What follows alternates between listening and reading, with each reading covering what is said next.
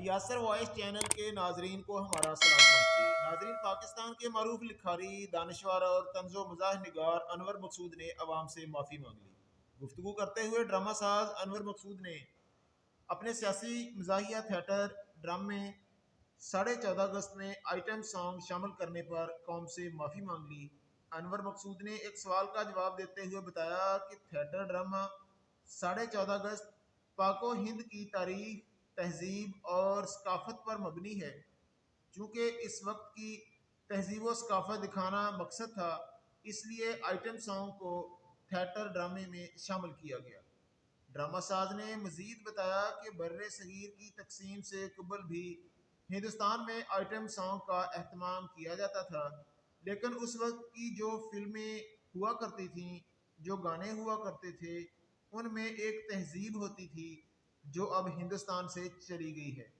उनका कहना है कि अब बॉलीवुड में आइटम नंबर ने उनकी जगह ले ली है, जिसे फिल्म की कामयाबी की जमानत समझा जाता है और इस एक गाने पर करोड़ों खर्च किया जाता है। तंजो मज़ाह नगार अनवर मकसूद ने पाको हिंद की तारीख पर बात करते हुए बताया कि दिल्ली अब उजड़ गया है। दिल्ली पहले भी कई मरतबा उजड़ा है। जहाँ गुर्बत है, लोगों के पास एक वक्त की रोटी के लिए पैसे नहीं हैं, वहाँ एक आइटम नंबर पर 20 करोड़ रुपए खर्च कर रहे हैं।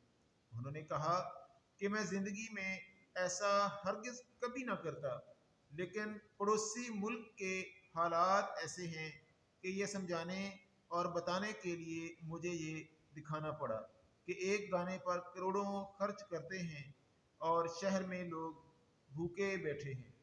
उन्होंने मज़ीद कहा कि जिन लोगों को बुरा लगा है उनसे माजरत खा हूँ, लेकिन जिनको बुरा लगा है वो लोग भी गौर से देख रहे थे। हमारे पास आइटम नंबर नहीं है, हमारे पास एटम बम है। यही वजह है कि इस गाने के बोल पूरे ड्रामे की निस्बतन मुख्तलिफ हैं। एक और सवाल के जवाब में उन्होंने तस्दीक की कि 14.5 अगस्त उनकी ट्रायलॉजी का आखिरी हिस्सा है। अब इस सीरीज का कोई नया थिएटर नहीं आएगा। अगर वो आइंदा बरस तक जिंदा रहे तो 14 अगस्त के नाम से थिएटर लिखेंगे। नाजरीन, अगर वीडियो अच्छी लगी हो तो इसे लाइक और चैनल को सब्सक्राइब ज़रूर करना। शुक्रिया।